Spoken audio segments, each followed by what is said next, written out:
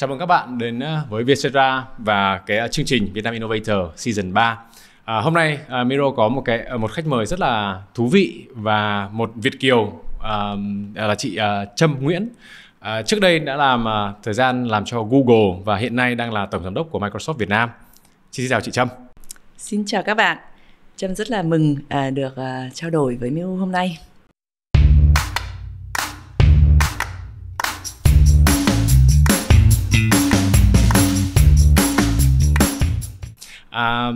Chị Trâm có một cái profile và có một cái background rất là thú vị, thì chị có thể giới thiệu chút về mình, về cá nhân chị được không? Trâm thì có 20 năm kinh nghiệm quản lý các thị trường châu Âu và châu Á, các lĩnh vực như là công nghệ, viễn thông, truyền thông. Trước khi gia nhập Microsoft Việt Nam thì như Miro cũng nói là mình giữ vị trí giám đốc khu vực của Việt Nam, Lào và Campuchia của Google. Xong rồi trước đấy thì là mình là phó tổng giám đốc và giám đốc điều hành của Fox Network Group tại Việt Nam. Và trước đó nữa thì là Trâm cũng giữ một số vị trí lãnh đạo tại Vietnam Mobile hay là VSTV. Trâm thì bắt đầu làm việc ở Pháp cho viễn thông Pháp Orange, xong rồi chuyển qua PayPal. Hồi đấy là thời điểm e-commerce mới bắt đầu. Trâm cũng là trong team đầu tiên mà triển khai PayPal tại thị trường châu Âu. Ngoài ra thì tôi cũng rất là quan tâm về phát triển kinh tế và tạo cơ hội cho tất cả các người lao động tham gia để có thể tạo giá trị cho bản thân và cho thị trường và cho xã hội. Thì mình cũng đã nghiên cứu 2 dự án và viết 2 dự án của Việt Nam cho chương trình phát triển Liên Hợp Quốc UNDP. Chị đã trải qua và đã có một cái kinh nghiệm và trải nghiệm ở rất là nhiều các công ty nước ngoài, quốc tế và đa quốc gia. Thế thì sau khi chị đã nhận chức là tổng giám đốc của Microsoft Việt Nam thì chị có thể tiết lộ một số các cái định hướng và những cái chiến lược của chị trong thời gian tới là gì không? Được. Thứ nhất là mình cũng muốn nhắc lại một chút về lịch sử của Microsoft. Microsoft coi là đại khái là một công ty phần mềm có nền tảng mở mà lớn nhất thế giới. Đã có mặt tại Việt Nam từ năm 1996 và cũng rất là nỗ lực cùng phát triển với thị trường Việt Nam và tạo ra cơ hội trang bị các cái công cụ và giải pháp cho các doanh nghiệp và tổ chức để chuyển đổi số nhanh hơn. Đây là một số lý do tại sao mà mình cũng nhận lời và nhận chức ở Microsoft Việt Nam. Trâm sẽ chịu trách nhiệm thúc đẩy chuyển đổi số cho tất cả các tổ chức và doanh nghiệp, không biệt ngành nghề hoặc là quy mô. Và đây thì cũng là một cái hy vọng lớn với mục đích để góp phần giúp Việt Nam trở thành một nền kinh tế mà có giá trị cao vào năm 2045, và nhất là sẽ tập trung vào công nghệ và một số thế mạnh của Việt Nam để triển khai các cái kế hoạch đấy. Vâng. Chị nhận chức sau một cái thời gian mà bị Covid và có một cái độ ảnh hưởng rất là lớn đối với cả thị trường, và đồng thời cũng có một cái độ ảnh hưởng rất lớn về cái cách thức mình làm việc như thế nào và một cái thay đổi một cái tư duy làm việc. Thì trước đây thì chúng ta làm việc tại văn phòng và sau đấy thì mình đã chuyển thành làm việc online hoặc là trực tuyến, và hoặc là nó sẽ có những cái gọi là kết hợp. Hiện nay là đang có là cái làm việc kết hợp giữa từ xa hoặc là làm việc trực tiếp. Thì cũng được biết là Microsoft đã rất là nhanh nhẹn, chuyển đổi rất là nhanh cho hoạt động của mình trên toàn cầu. Nhưng mà đồng thời cái quan trọng hơn mà em đang muốn nói ở đây là Microsoft vừa mới công bố một cái báo cáo và nghiên cứu về cái chỉ số xu hướng công việc. Và đây theo em được biết là đây là cái bản số 2 và cái bản số 1 được ra vào năm 2021. Thế thì chị có thể cho em và cho mọi người biết là tại sao Microsoft lại làm cái báo cáo này, tham gia vào cái báo cáo này, và những cái báo cáo này nó mang lại cái giá trị hoặc là các cái kết quả như thế nào? Bây giờ mọi người cũng nhìn thấy là bản thân nội dung hay là hình thức của cách làm việc mình cũng đã thay đổi rất nhiều. Cả phải tương tác từ xa và cũng vẫn phải giữ cái sự gặp mặt và tương tác trực tiếp đối với đối tác hoặc khách hàng hoặc đồng nghiệp. Thì từ khi đại dịch Covid bùng phát thì Microsoft đã chuyển qua hình thức làm việc hybrid, là làm việc kết hợp cho hơn cả 160.000 nhân viên. Tôi cũng muốn nói là cũng không gặp khó khăn gì đáng kể trong quy trình này. Tuy nhiên thì đây là tại vì chúng tôi cũng áp dụng tất cả các biện pháp công nghệ và cũng biết rõ là xu hướng trong tương lai sẽ đi đến đâu.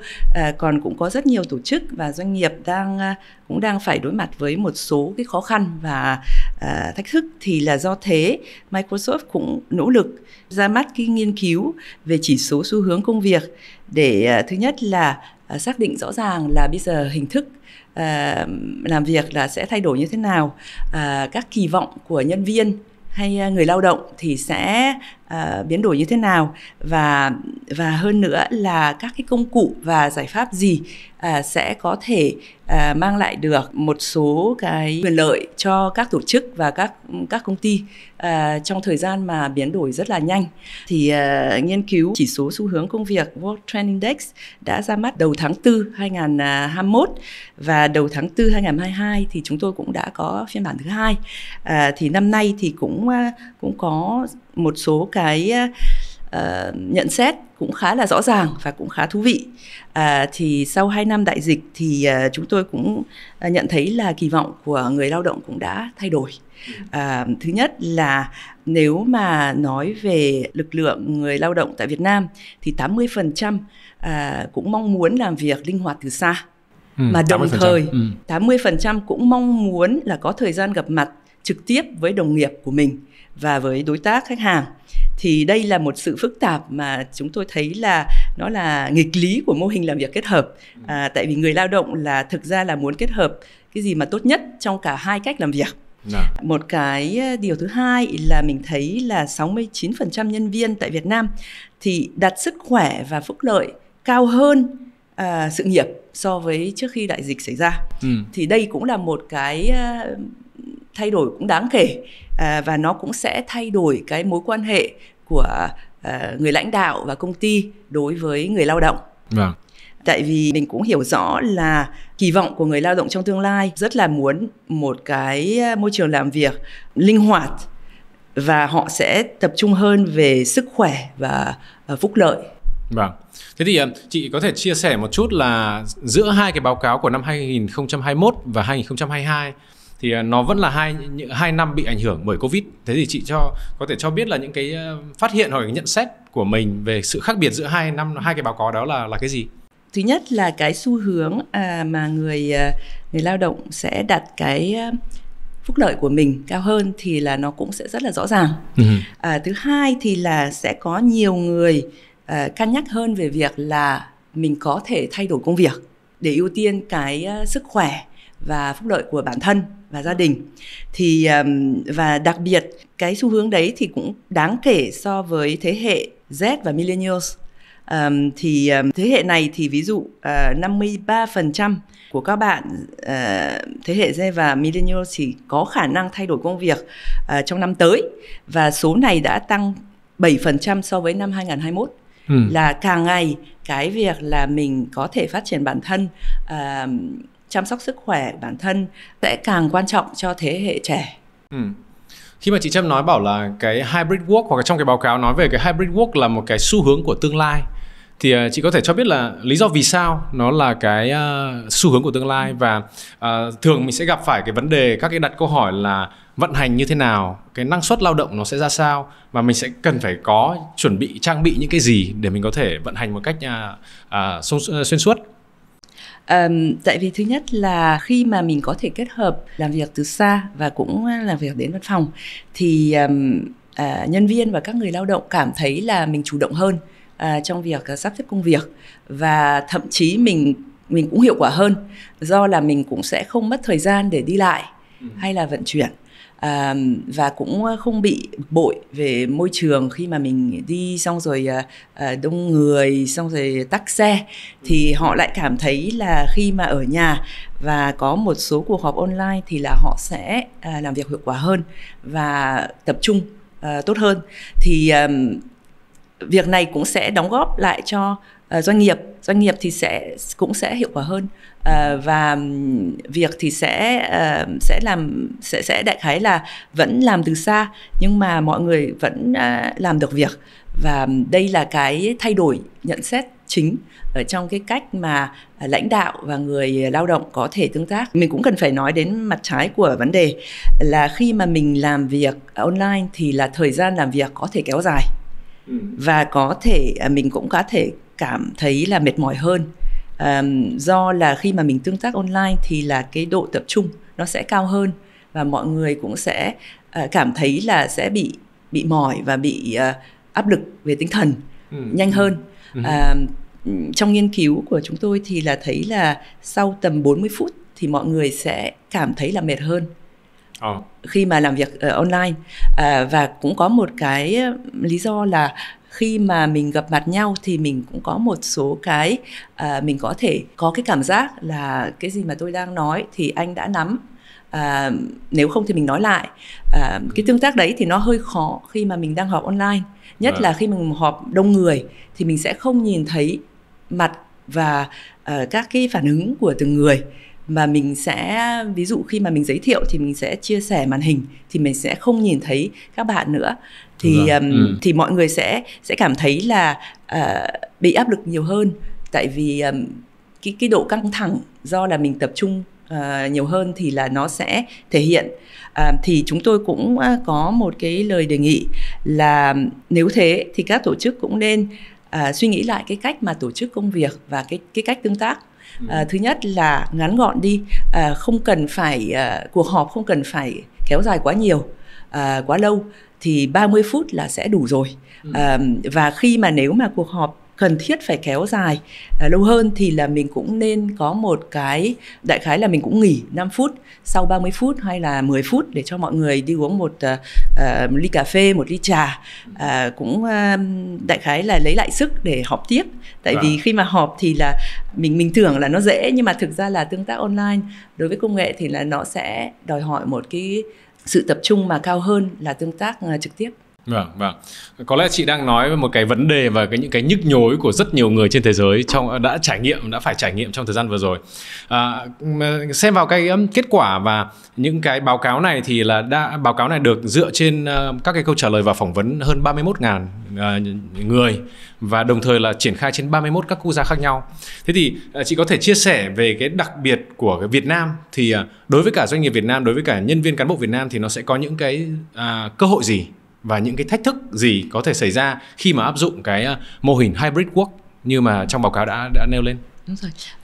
Đây thì là tôi cũng muốn nhắc lại một chút là cái cách mà chúng tôi đã nghiên cứu về chỉ số xu hướng công việc là mình sẽ dựa trên phỏng vấn của 31.000 người đến từ 31 quốc gia, trong đó có Việt Nam, và mình cũng sẽ kết hợp kết quả phân tích với tất cả các cái tín hiệu từ Microsoft 365, là từng tỷ tín hiệu từ Microsoft 365 là tương tác như thế nào đối với bộ Microsoft 365, cộng với xu hướng làm việc trên LinkedIn nữa. Thế là nói chung là cái nghiên cứu này thì nó cũng khá là đầy đủ, và nó sẽ đọc một phần là phỏng vấn và cái cảm giác của cá nhân, và một phần là tín hiệu của Big Data. Mình kết hợp cả hai. Thì đối với Việt Nam thì là sẽ có 5 cái xu hướng có thể mình cũng có thể tham khảo. Thứ nhất là cái như tôi đã nói là sự ưu tiên của người lao động đã thay đổi. 69% của nhân viên tại Việt Nam cho biết là họ đặt sức khỏe và phúc lợi của mình cao hơn sự nghiệp so với trước khi đại dịch. Đặc biệt là 53% của thế hệ Gen Z và Millennials có khả năng thay đổi công việc. Và số này tôi cũng đã nói là cũng đã tăng 7% so với năm vừa rồi. Và các nhà quản lý thì lại cảm thấy là hơi bị kẹt giữa vai trò lãnh đạo và đáp ứng kỳ vọng của nhân viên. Theo nghiên cứu thì 73% của các nhà lãnh đạo Việt Nam chia sẻ là công ty sẽ có kế hoạch quay lại làm việc hoàn toàn tại văn phòng trong năm tới. Và 55% coi là công ty bây giờ chưa đáp ứng được cái kỳ vọng của nhân viên. Và mình cũng cảm thấy 87% của nhà lãnh đạo thì cảm thấy là không có đủ tầm ảnh hưởng hoặc là nguồn lực để tạo ra cái sự thay đổi cho nhân viên của mình. Và nó sẽ dẫn đến một cái vấn đề chính là lãnh đạo sẽ cần phải tạo cho nhân viên cái cảm giác muốn đến văn phòng. Và mình cũng cần phải có một cái kế hoạch rất là rõ ràng theo cái sự trao đổi và giữa lãnh đạo và nhân viên là tại sao phải đến văn phòng và khi nào phải đến văn phòng. Thì đây cũng là một cái việc mà các doanh nghiệp cũng nên cân nhắc và cũng nên tập trung. Và một cái xu hướng thứ tư là làm việc linh hoạt cũng không phải đồng nghĩa với cái việc là luôn luôn túc trực. Nhân viên thì họ cũng cảm thấy là đây là cái việc rất là quan trọng, là không phải là tôi linh hoạt nhưng mà tôi không phải là ý là tôi bao giờ cũng phải online. Và cái đấy là cũng rất là quan trọng để cho sức khỏe và tinh thần của nhân viên. Và cái vấn đề chung của cả nhân viên, cả lãnh đạo là làm sao mà xây dựng lại một cái mối quan hệ xã hội trong cái mô hình làm việc kết hợp. Tại vì khi mà rất nhiều nhân viên muốn chuyển qua cái hình thức làm việc từ xa, công ty hoặc là tổ chức hoặc lãnh đạo phải làm thế nào để vẫn giữ được xây dựng lại các cái mối quan hệ xã hội, các cái sự chia sẻ và tương tác giữa nhân viên, và để cũng tạo cái không khí làm việc tích cực. Đây là cũng là cái thách thức lớn đối với một số công ty và tổ chức. Vâng.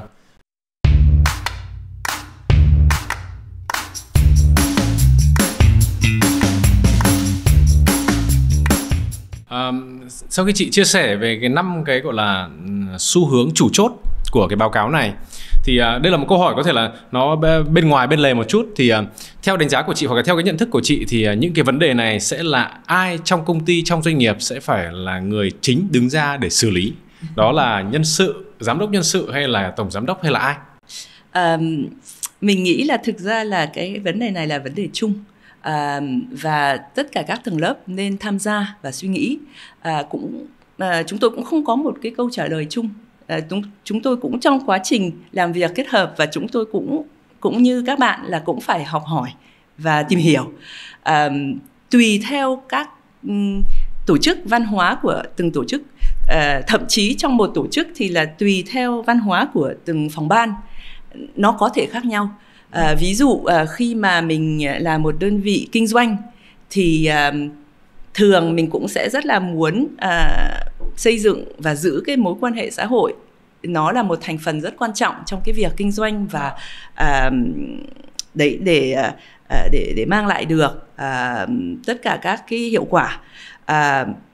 Có một số đơn vị khác hoặc là phòng ban khác thì có thể không cần phải giữ một cái mối quan hệ xã hội quá là chặt chẽ hàng ngày, tại vì họ có thể làm việc từ xa và thỉnh thoảng đến công ty để gặp mặt thì là vẫn công việc vẫn hiệu quả.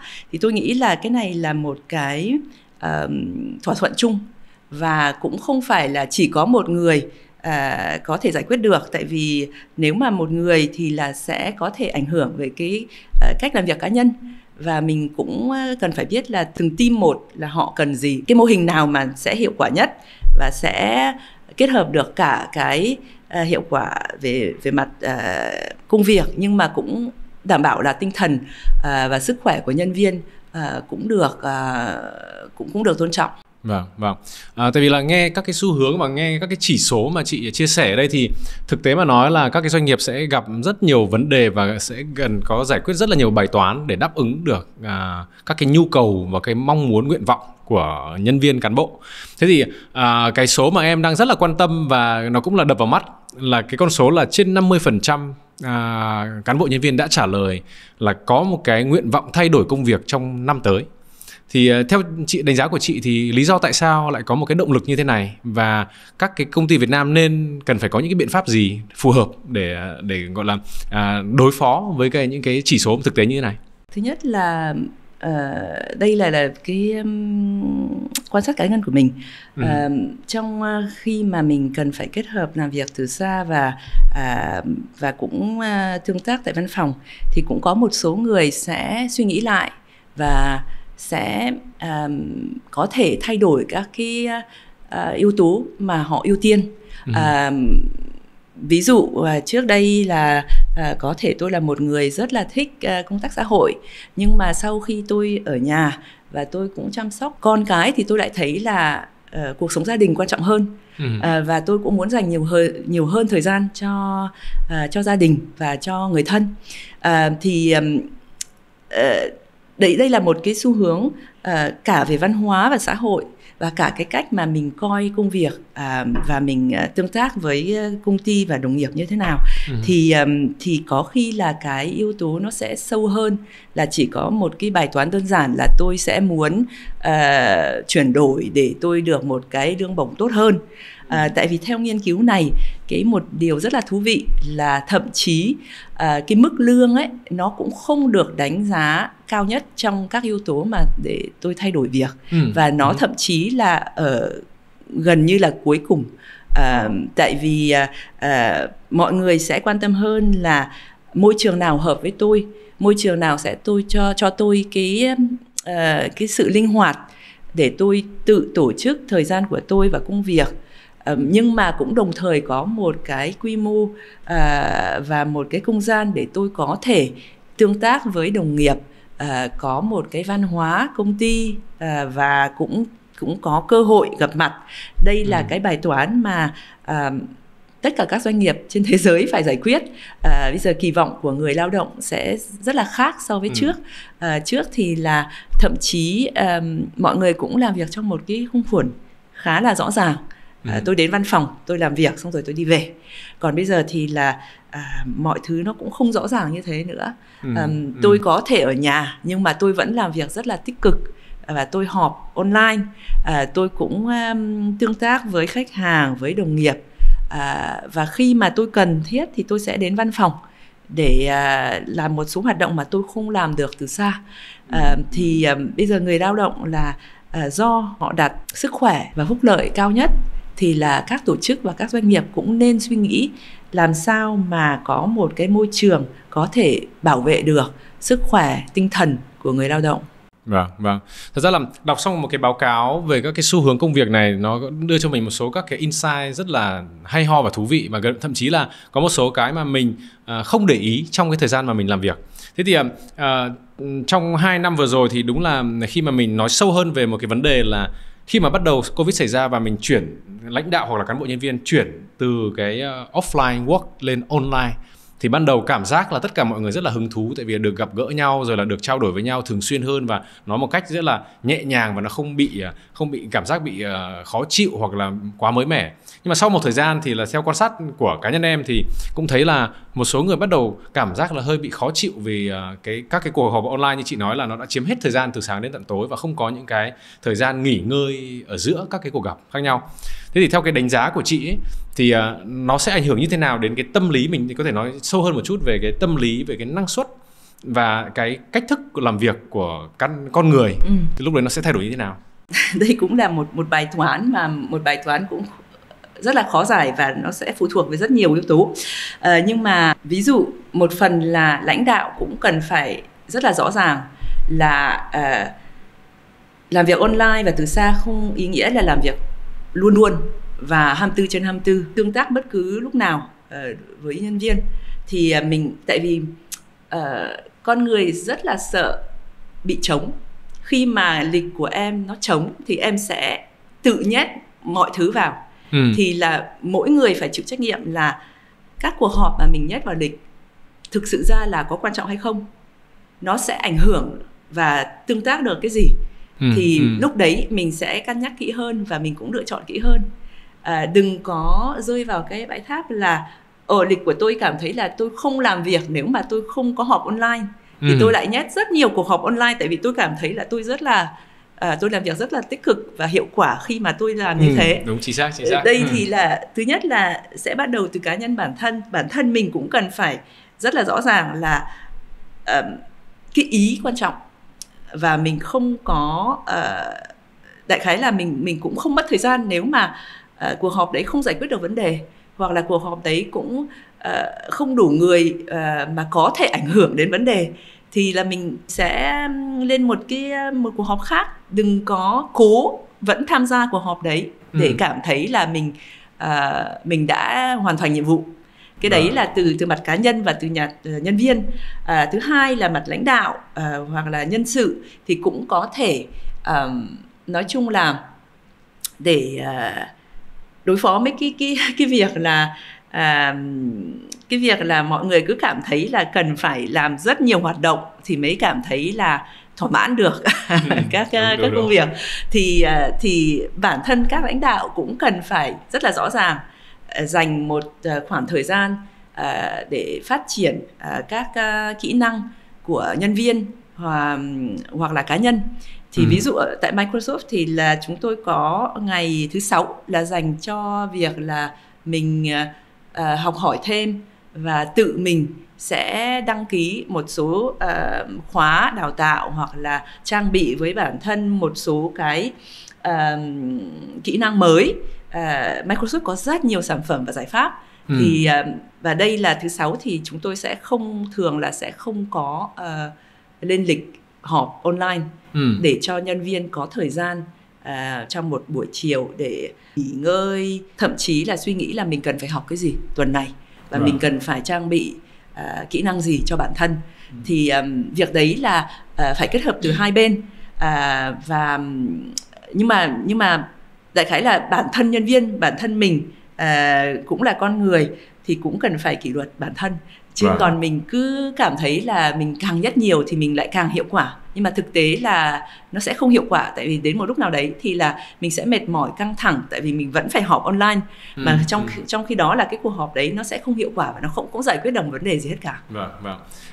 Theo em đang gọi là nhận xét và nhìn nhận cái báo cáo này thì nó sẽ liên quan rất là nhiều đến cái văn hóa của doanh nghiệp, văn hóa của quốc gia, của đất nước, và đồng thời cũng là một cái gọi là maturity hoặc cái độ trưởng thành của nhân viên, cán bộ nhân viên và một cái discipline của họ.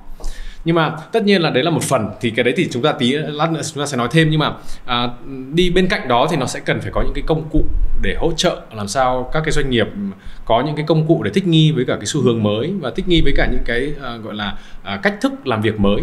Thế thì có thể chia sẻ về việc là Microsoft có những cái công cụ gì hoặc là có những cái sản phẩm gì mà có thể hỗ trợ chúng ta đơn giản hóa cái việc chuyển đổi này không? Ok. Thì để hỗ trợ mô hình làm việc kết hợp thì chúng tôi có giải pháp là Microsoft 365. Và trong đó đặc biệt là mình có Microsoft Teams, là một cái nền tảng công tác đã được hơn 270 triệu người sử dụng sau 5 năm ra mắt. Thì cái Microsoft Teams sẽ cho phép mọi người giao tiếp và tương tác một cách nó khá là hiệu quả và cũng dễ dàng. Thì mình cũng cảm thấy là gắn bó hơn với team, gần gũi hơn với đồng nghiệp, và nó sẽ coi rất là tự nhiên. Tất cả các nhân viên của Microsoft ví dụ sẽ có một cái báo cáo cho cá nhân buổi sáng là Microsoft Viva. Thì Microsoft Viva sẽ liệt kê lại là hôm qua bạn đã không nghỉ, bạn họp online quá nhiều, bạn nên có một 5 phút để uống cà phê, hay là bạn nên vào lịch để tạo ra một cái nửa tiếng nghỉ ngơi hoặc là trả lời email. Thì Viva sẽ đọc tất cả các cái tín hiệu của bản thân mình và sẽ đưa lại như là một cái báo cáo, và hàng ngày mình sẽ biết là mình tương tác với ai nhiều. Thì cái công cụ này cũng sẽ rất là thuận lợi và tiện cho các nhân viên và các lãnh đạo. Ví dụ bản thân tôi thì là tôi sẽ nhận sáng nay là tôi chưa tương tác với 2 người ở trong ban giám đốc, thì tôi nên phải kiếm thời gian để tương tác với người đấy. Hoặc là cũng cho xem một số cái cũng nhắc một số cái việc mà mình chưa làm. Ví dụ là email này đã nhận được cách đây 5 ngày, mình có muốn trả lời hay không. Thì đây cũng là một cách rất là tương tác rất là dễ dàng, và coi như là báo cáo đã được thành lập và đặc biệt cho bản thân, để mình cũng biết là cái gì mình nên làm, cái này nó có phải là ưu tiên hay không. Và máy học sẽ hàng ngày học thêm để xem cái cách mà mình tương tác với tất cả các cái công việc đấy nó như thế nào. Thì dần dần Viva sẽ đọc được là ok, người này họ trả lời email là trung bình là trong 2 hay 3 ngày sẽ có một số cái chỉ số nữa là bao nhiêu email đã đọc, bao nhiêu email chưa trả lời, hoặc là mọi người mình đang phải dành thời gian cho đồng nghiệp này, hoặc là đồng nghiệp này có đặt một vấn đề ở trong email ABC, và đây là mình cũng nên dành thời gian để ví dụ gọi đồng nghiệp đấy hoặc là gặp đồng nghiệp đấy để bàn thêm. Thế thì có thể coi Microsoft Viva như là một cái bạn trợ lý hoặc là bạn trợ lý, chính xác. Bạn trợ lý ảo. Như là sẽ có cả đề xuất là nên gặp ai, nên tương tác với ai. Nên tương tác với ai. Rất là hay. Xong rồi sẽ kết hợp luôn cả lịch làm việc của mình với chat của Teams. Tất cả các hoạt động thì sẽ đấy thì mình sẽ có một cái tầm nhìn rất là đơn giản, và thực ra là cũng rất là dễ tương tác. Buổi sáng thì sẽ nhắc lại, hoặc là trong tuần vừa rồi mình cũng có chỉ số luôn.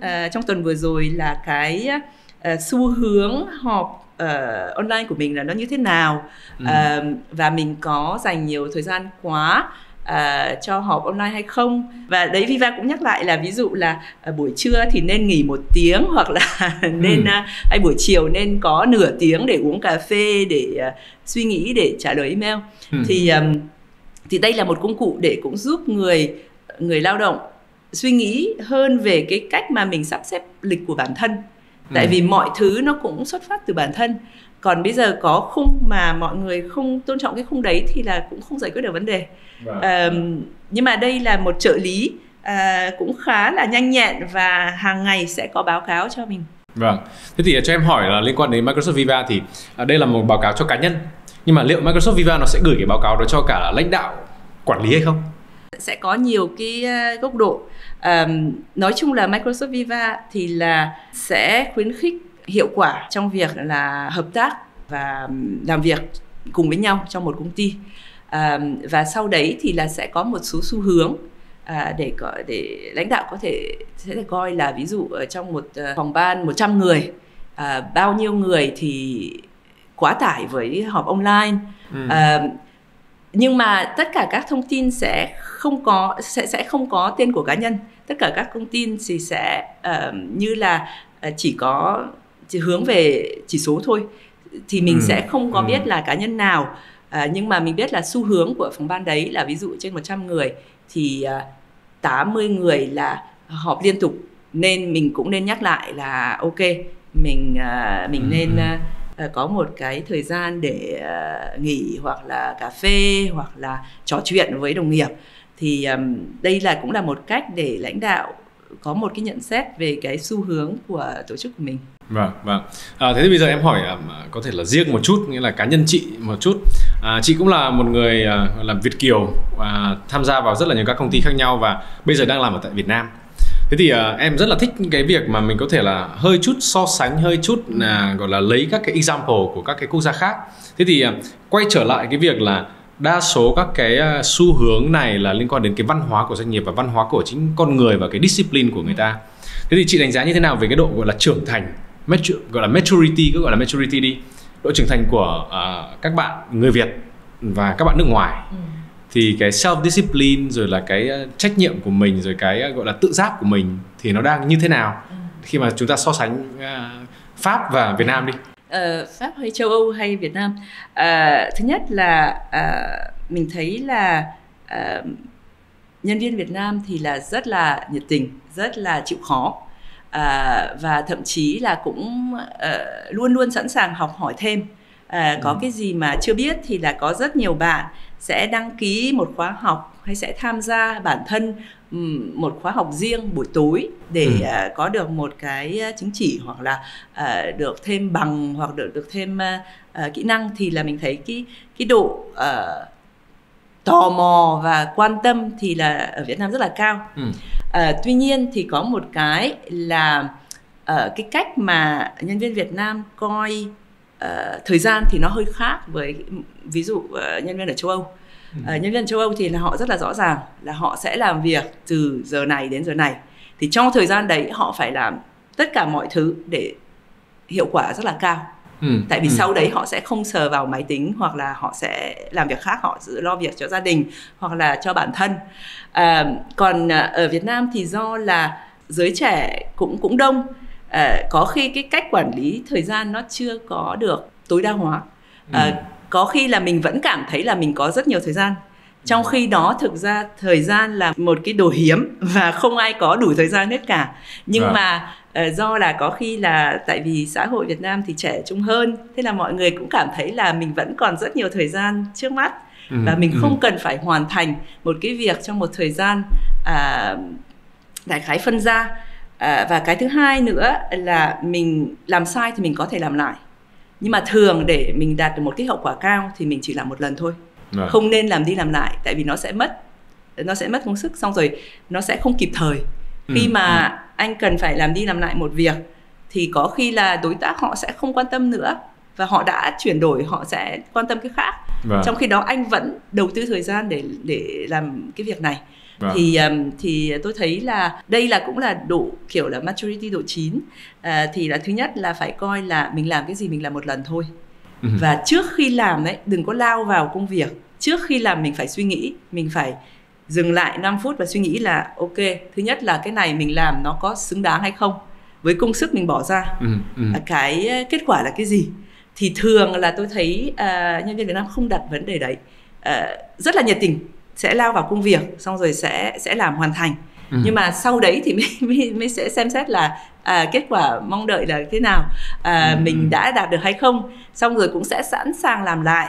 Thì theo tôi thì là mình hoàn toàn có thể quản lý thời gian một cách nó hiệu quả hơn, khi mà thứ nhất là mình cân nhắc trước khi làm một việc, mình cân nhắc là việc đấy thực ra là có quan trọng hay không, có cần phải làm hay không, và khi mà mình làm thì là mình đang muốn đạt được cái kết quả gì thì mình phải rất là rõ ràng. Còn thứ hai là khi mà mình phân ra một thời lượng gì đấy thì là mình cũng nên làm đúng cái thời lượng đấy, và đừng có kéo dài, hoặc đừng có làm đi làm lại, tại vì nó sẽ không hiệu quả, và anh càng làm lại thì nó sẽ lại càng ít hiệu quả. Một bài toán rất là đơn giản. Tất cả mọi thứ, cái nền tảng của sự hiệu quả trong công việc hay không là thứ nhất là phân ra cái gì là gấp và cái gì là quan trọng. Có cái thì rất là gấp nhưng mà không quan trọng, và có cái rất là quan trọng nhưng mà không gấp. Thì mình phải cân đối giữa hai cái vấn đề đấy. Và mình cũng phần phải coi là thời gian là một cái gì mà quý nhất. Đại khái là nó bây giờ tôi là tỷ phú, tôi cũng không mua được thời gian của tôi nó chỉ có giới hạn thôi.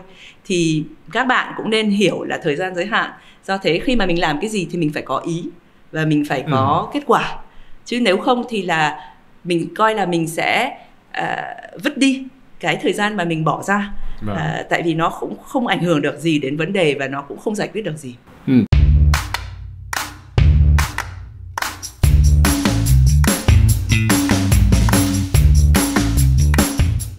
Nếu mà chúng ta đang nói về cái việc là gấp và quan trọng thì thực ra là em cũng gọi là một trong những người là cái spend thời gian, gọi là cái thời gian của mình ở nước ngoài nhiều hơn là ở Việt Nam.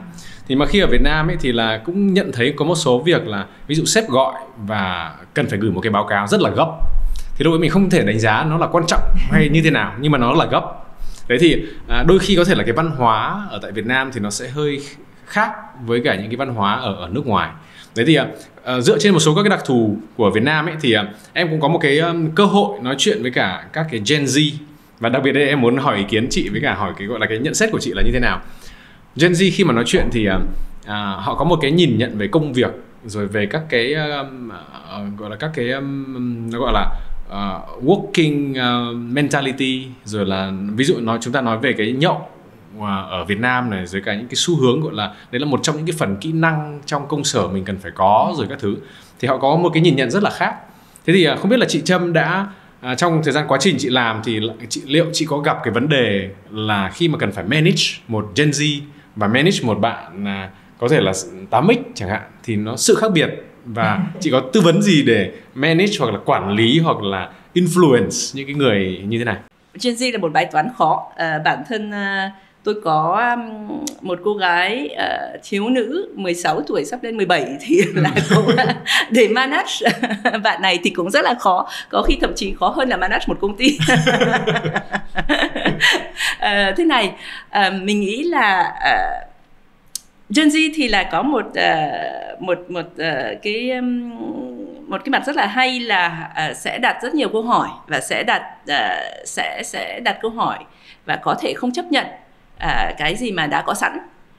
Tại vì cái cách mà nhận xét thì nó sẽ có khác, và chủ yếu là cũng sẽ rất là muốn hưởng thụ trước khi là bỏ công sức ra.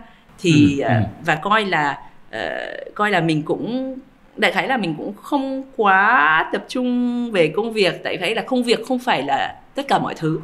Thì cái đấy nó cũng có một cái mặt tốt của nó là mình cũng cân đối lại cái gì mà quan trọng trong đời. Tuy nhiên mình cũng khi mà làm việc thì mình cũng nên có một cái kỷ luật với bản thân. Khi mà mọi thứ nó khó thì mình đừng bỏ cuộc, tại vì tất cả mọi thứ trong đời nó sẽ khó. Nếu mà mình chỉ có bắt tay vào công việc tại vì nó dễ, tại vì nó fun, tại vì nó thú vị, thì đến một mức nào đấy mình sẽ không phát triển được bản thân. Tại vì mặc dù đại khái nghề nào hay là hoạt động nào nó cũng sẽ có cái độ khó của nó. Vượt qua vài buổi hay là vài tháng mà mình cảm thấy là mình rất là thú vị, mình học hỏi được mọi thứ, thì lúc đấy khi mà mình cần phải áp dụng cái gì mà mình đã học rồi hoặc là suy nghĩ thì nó sẽ bắt đầu khó. Thì đấy, lời khuyên cho Gen Z là đừng bỏ cuộc. Tại vì cái khó nó sẽ tạo ra được một cái nó sẽ trang bị được cho mình một cái nhận xét và một cái kinh nghiệm mà nó sẽ, cái giá trị nó sẽ rất là cao. Mà mình sẽ không thấy được cái giá trị đấy khi mà mình cảm thấy là cái này nó không hợp với tôi không muốn làm nữa. Đừng có nên như thế, tại vì đấy, thời gian cũng là một vấn đề về thời gian thôi. Anh đã vào trong công việc này rồi, anh đã đầu tư thời gian và công sức để làm được cái việc này, thì anh phải nên cũng bước theo cái bước tiếp theo, chứ anh đừng có bỏ. Nếu mà anh bỏ thì anh lại làm hỏng thời gian của bản thân, đúng không? Và của cả đồng nghiệp và tổ chức. Còn đối với 8X thì là có khi mình cũng có thể học hỏi từ Gen Z. Khi là sếp gọi vào và nói là ơi cơ, bây giờ cần phải làm một cái báo cáo rất là nhanh, thì mình phải đặt câu hỏi, báo cáo này để làm gì? Báo cáo này để làm gì? Tại sao mình cần? Khi mà mình đặt câu hỏi đấy và sếp có thể trả lời một cách hợp lý thì là ok, không có vấn đề gì hết. Nếu không đấy, nếu mà nó chỉ có là một cái báo cáo là để có báo cáo, để có con số, thì là mình sẽ phải suy nghĩ là có cách nào mình thủ động hóa cái việc đấy hay không? Có cái cách nào mà mình làm nó đơn giản hay không? Mình có thể xây dựng một cái khung hay một cái mẫu rồi, xong rồi lúc đấy thì là mình chỉ có cho con số vào thôi, nếu mà mình không cần phải suy nghĩ nhiều. Thì đấy, tôi nghĩ là cả hai, thực ra là tất cả các thế hệ là có cái nhận xét rất là thú vị và cũng khá là tích cực, nhưng mà mình cần phải hiểu là cái hạn chế của từng thế hệ là nó là cái gì. Thì lúc đấy mình sẽ vượt qua và mình sẽ học hỏi được thêm. Nói chung là trong công việc hay trong cuộc đời cũng thế, đừng có lùi lại khi mà mình thấy khó. Khi mà mình thấy khó, thực ra đây là cơ hội rất là lớn để mình học hỏi và mình có thể trưởng thành. Tại vì tất cả các việc trong đời là nó sẽ khó.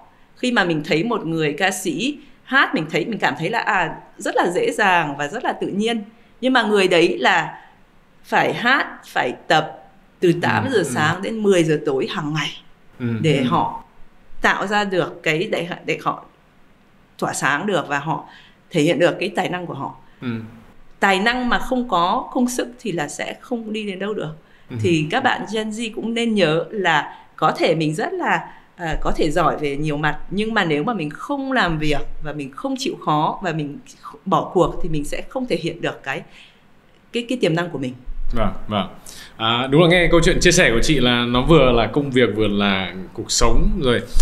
Bây giờ thì khi mà chúng ta nói về cái việc là Microsoft ở tại Việt Nam, thì Microsoft tại Việt Nam thì đang adapt như thế nào với cái xu hướng mới này và đang có những cái biện pháp gì để có thể là thu hút, lôi kéo các bạn quay trở lại văn phòng. Thì chị có thể chia sẻ, tại vì em chưa bao giờ được có cái cơ hội đến thăm văn phòng của Microsoft. Thế thì xin mời em và team của Vietcetera sẽ ghé văn phòng. Thứ nhất là Microsoft thì cũng rất tự hào văn phòng ở Hà Nội mới khai trương sau Tết, thì là coi là văn phòng hiện đại và mới nhất của tập đoàn toàn cầu. Thế là Việt Nam đang có văn phòng hiện đại nhất thế giới tại Hà Nội. Đấy thì có thể mời các bạn đến tham quan.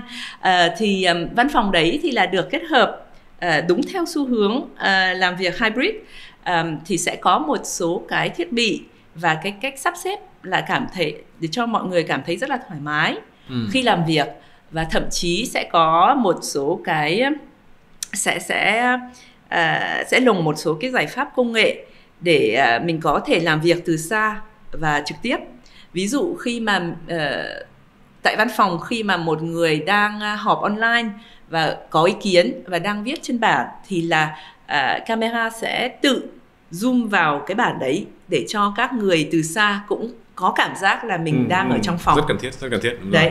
Thì và cũng có một số cái công nghệ đại khái là để cho phép việc đấy, nhưng mà thực ra công nghệ nó chỉ là công nghệ và công cụ nếu mà nó không có ý của con người. Thì khi mà mình muốn tạo ra một cái môi trường thì mình cũng cần phải, thứ nhất là tôn trọng cái kỳ vọng của nhân viên, là sức khỏe là quan trọng, và cái cách mà lãnh đạo cũng quan tâm đến nhân viên cũng rất là quan trọng. Tại vì đấy thì mình cũng có vai trò là hướng dẫn, và khi mà mọi người cảm thấy là tự tin và thoải mái thì sẽ tự nhiên mọi người sẽ đến văn phòng và sẽ cũng muốn là giao lưu với đồng nghiệp và công ty. Đấy thì cái quan trọng là thực ra để mình tạo ra một cái không gian mà kết hợp cả hai cái yếu tố thì cũng không phải là dễ. Đồng thời là mình muốn cho nhân viên rất là chủ động và linh hoạt trong cái việc là xếp lịch và làm việc từ xa, nhưng mà mình cũng muốn giữ cái sự đoàn kết giữa nhân viên và cái sự đại khái là thân mật giữa các thành viên của công ty. Thì nhưng mà khi mà mình có một cái đại khái là một cái cách truyền thông nó rất là đơn giản và nó rất là thật thà, thì mọi người sẽ hiểu là ok, yếu tố của công ty là cái gì, giá trị của công ty là cái gì, thì mọi người sẽ tự động là sẽ cũng muốn tham gia, tại vì mình cũng muốn chia sẻ nhiều hơn và tương tác nhiều hơn với người mà cũng chia sẻ một cái giá trị chung. Đấy là cái văn hóa. Thì để kịp thời đại khái là tối đa hóa được cái mô hình mới, thì là các tổ chức cũng nên suy nghĩ rất nhiều về văn hóa. Thực ra là văn hóa nó quan trọng. Thường là khi mà so sánh thì là ok, có thể mức lương nó hơi cao hơn ở chỗ này, hoặc là có cơ hội được lên cấp nhanh hơn, nhưng mà cuối cùng tại sao một người sẽ ở lại một tổ chức lâu dài là về cái văn hóa và cái độ đại khái là mình cảm thấy là mình hoàn toàn là hợp với cái văn hóa đấy, và mình thậm chí có thể đóng góp để cũng biến đổi cái văn hóa đấy. Tại văn hóa đấy là văn hóa chung chứ không phải là văn hóa từ lãnh đạo áp xuống. Thì cái việc đấy là rất là quan trọng, và cũng thể hiện rất là rõ với ví dụ Gen Z hoặc là Millennials. Cái việc đấy sẽ là quan trọng, và nếu mà một công ty muốn giữ tất cả các cái đại khái giữ chân tài thì là cũng cần phải suy nghĩ về văn hóa mà mình tạo ra và xây dựng cái văn hóa đấy cùng với nhân viên. Có vẻ chúng ta đang cả cái buổi hôm nay thì đang có thể đúc kết là nó như là cái văn hóa đang gần như là cái quan trọng nhất trong cái vận hành sau thời Covid. Thế thì chị có thể chia sẻ là cái văn hóa đặc trưng, đặc sản của Microsoft Việt Nam nó sẽ có những cái gì? Thứ nhất là Microsoft thì là cũng bây giờ cũng hơn 45 tuổi, bây giờ là chính xác là 47 tuổi, đã có mặt 47 năm rồi, thì là cũng đã được trải qua rất là nhiều thời đoạn, và cũng bản thân cũng nội bộ cũng đã thay đổi cái văn hóa, từ một công ty bán phần mềm đến một cái nền tảng mở. Thì nó cũng rất là khác, cái tư duy cũng rất là khác. Và Satya Nadella thì đại khái là sẽ có một cái tư duy rất là tích cực, là mình sẽ chuyển từ một tổ chức là cái gì cũng phải biết đến một cái tình trạng là cái gì mình cũng có thể học. Thì là mình sẽ rất là ngây thơ trong việc là mình chưa biết, và cái đấy là ok, không sao hết cả. Mình chưa biết thì mình có cơ hội để biết và để tìm hiểu. Đấy là một thành phần rất là quan trọng cho Microsoft. Và ở Việt Nam thì mọi người cũng sẽ rất là đại khái là quan tâm đến cái việc là thứ nhất là làm sao mình có thể học hỏi thêm, phát triển cá nhân, tiến bộ hơn. Và thứ hai là mình sẽ càng ngày càng giàu có về mặt tinh thần nếu mà mình có nhiều cái tầm nhìn khác nhau. Và khi mà mình có thể lắng nghe, mình không nhất thiết phải đồng ý với nhau, mình hoàn toàn có thể nói chuyện và hai người có thể hai ý, và mỗi người sẽ học từ người kia. Đấy là quan trọng. Thì Microsoft Việt Nam cũng sẽ rất là quan tâm với một số chủ đề, làm sao mà tạo điều kiện cho tất cả các cái tầng lớp của xã hội, các đối tượng mà có thể không được đại diện một cách xứng đáng ở trong môi trường làm việc, để tại sao họ có tiếng nói. Tại vì mình sẽ học hỏi được thêm, và mình cũng có thể xây dựng được thêm với tất cả các cái tiếng nói đấy. Vâng. Em thực ra là rất là thích cái câu chị vừa nói xong. Thực ra là kết quả của câu nói là cái gì chúng ta cũng cần phải biết, và chúng ta luôn luôn có cơ hội để học. Gần như là kết quả nó là như nhau, đằng nào mình sẽ phải học rồi, đúng không? Một cái thì bắt buộc phải biết là bắt buộc mình phải học để biết, nhưng mà đây thì luôn luôn tạo cơ hội, cách nói chỉ là khác, nhưng mà thực ra kết quả là như nhau. Em rất là thích cái câu đó. Bây giờ nếu mà chị có thể chia sẻ một chút liên quan đến cái việc là em chưa bao giờ hỏi ai và chưa bao giờ có cơ hội để trao đổi với ai về cái việc là làm một công ty MNC hoặc là công ty đa quốc gia có mặt ở tại Việt Nam, thì liệu cái văn hóa, cái cách thức làm việc ở các gọi là ở headquarter chẳng hạn, nếu mà đưa về Việt Nam thì liệu nó có cần phải thay đổi, nó cần phải localize cho thị trường hay không, và nó gặp khó khăn gì trong cái việc gọi là localize những cái chính sách, những cái văn hóa hoặc là những cái cách thức làm việc của tập đoàn đa quốc gia như Microsoft, mà khi mà đưa về Việt Nam thì nó sẽ như thế nào? Đây mình nghĩ là cái quan trọng cũng quay lại là cái ý là cái gì. Thì tất nhiên khi mà một công ty toàn cầu có mặt tại rất là nhiều nước thì từng nước sẽ có cái đặc điểm riêng. Mình không thể nào mà áp một cái vấn đề ví dụ của Hoa Kỳ về Việt Nam, tại vì có khi là đây cũng không phải là một vấn đề của xã hội Việt Nam. Nhưng mà ngược lại, mình cũng có thể tạo ra được cái môi trường về cái ý là gì? Ý là xây dựng một cái văn hóa chung, và ai cũng có thể có cơ hội học hỏi thêm, biết thêm, phát triển bản thân và lên tiếng nói. Đây là cái gì mà quan trọng. Thì tất nhiên khi mà mình tạo ra cái mô hình đấy tại Việt Nam thì mình cũng sẽ quan tâm đến một số cái ví dụ vấn đề xã hội hoặc là thắc mắc của các bạn ở Việt Nam. Và nó sẽ có thể rất là khác so với một số thắc mắc của các bạn khác ở các nước khác. Nhưng mà cái gì mà đại khái là cái gì mà mình quan tâm, mà mình tập trung là sẽ tạo ra cái nền tảng mà mọi người có thể trao đổi và mình còn có thể kiếm được một cái giải pháp chung. Quan trọng là ở Microsoft thì là tôi cũng rất thích, tại vì các lãnh đạo cũng rất là khiêm tốn. Khi mà mình hỏi thì là lãnh đạo sẽ nói là tôi không biết. Có khi mình cần phải trao đổi để mình học hỏi thêm từ nhau và mình cùng đi kiếm một cái giải pháp. Ok. Thì tại đây là văn hóa thực sự ra là đấy thể hiện rõ ràng là mình không cần phải biết tất cả mọi thứ, mình chỉ cần có cái rất là đại khái là có một cái ý là mình sẽ học để mình biết và mình sẽ quan sát. Thì cũng đối với ví dụ mô hình làm việc kết hợp đấy, chúng tôi cũng chẳng biết, nhưng mà chúng tôi áp dụng và sẽ hàng ngày sẽ học được thêm, và hàng ngày thì sẽ làm cái mô hình đấy nó hiệu quả hơn và nó tốt hơn đối với nhân viên và kỳ vọng của họ. Vâng. Thế thì trước khi chúng ta kết thúc thì em rất là tò mò về cái việc là khi mà chị nhận chức là CEO của một cái tổ chức như vậy ở tại Việt Nam thì có thể là 3 cái điều thú vị nhất chị nhận thấy khi mà chị nhận chức đó là gì? Điểm thú vị thứ nhất là Microsoft có một cái hoạt động nó rất là rộng và có rất là nhiều mạng.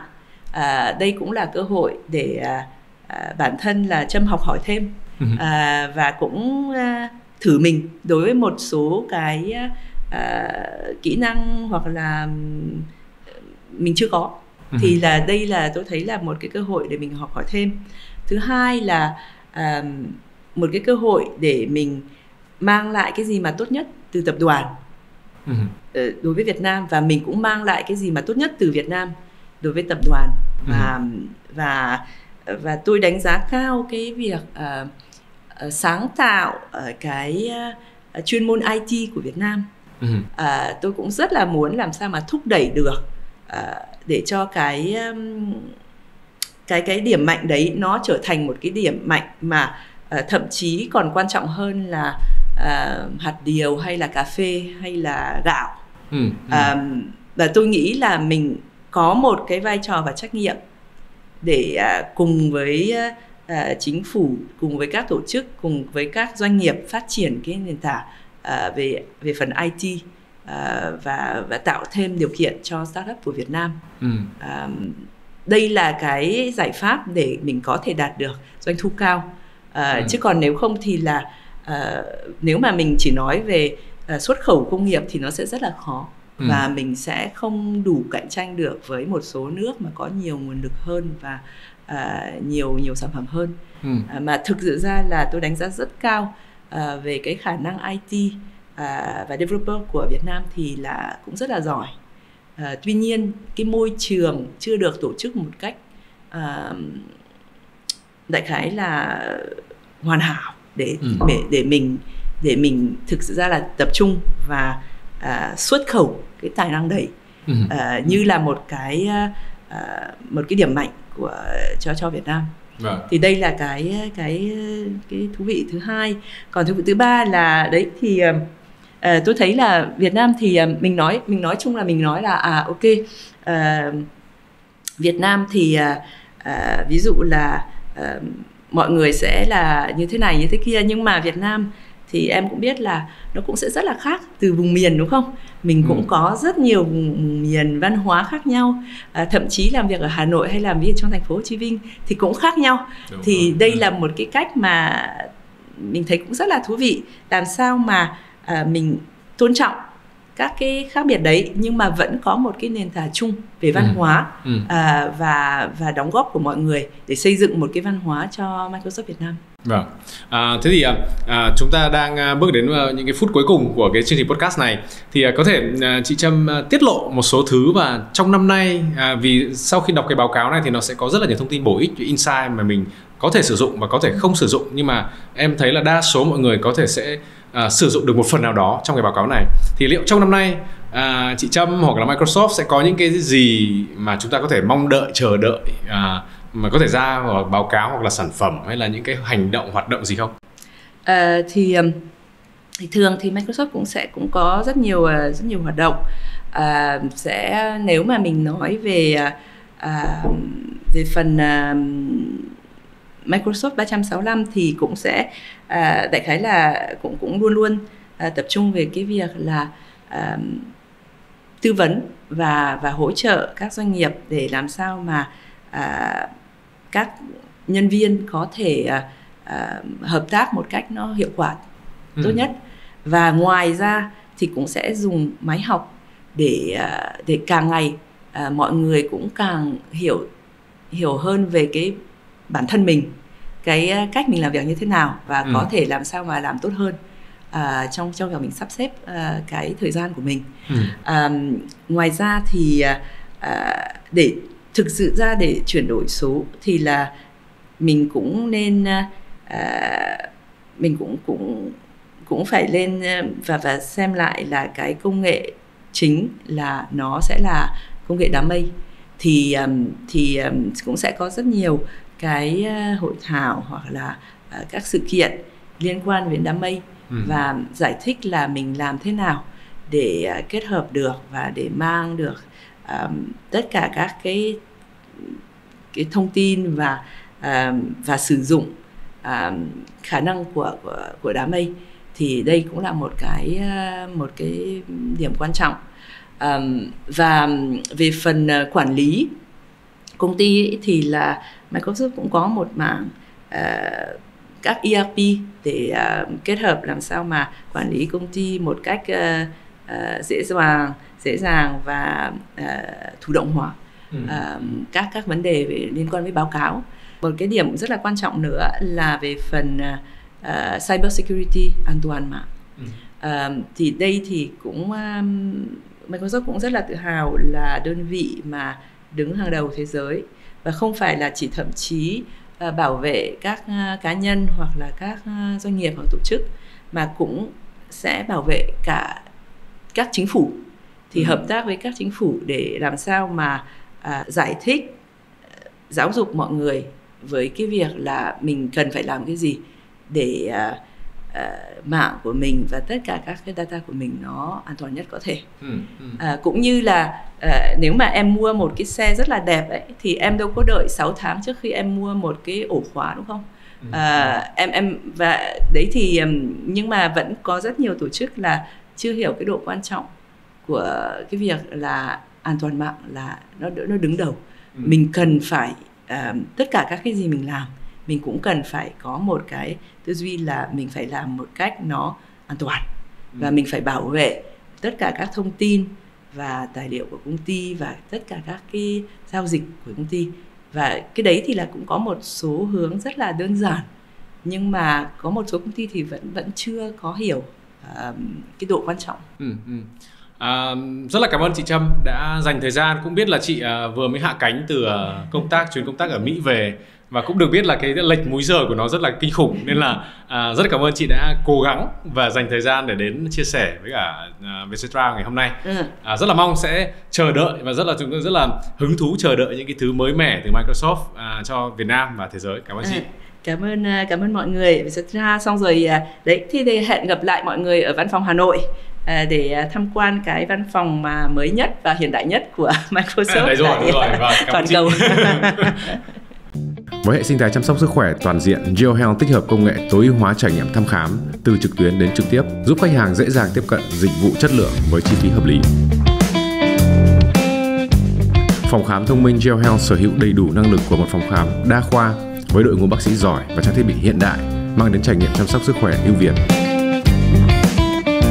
GeoHealth đang tiến gần với mục tiêu mở rộng hệ thống phòng khám toàn quốc với số vốn đầu tư lên đến 20 triệu đô từ vòng gọi vốn Series B.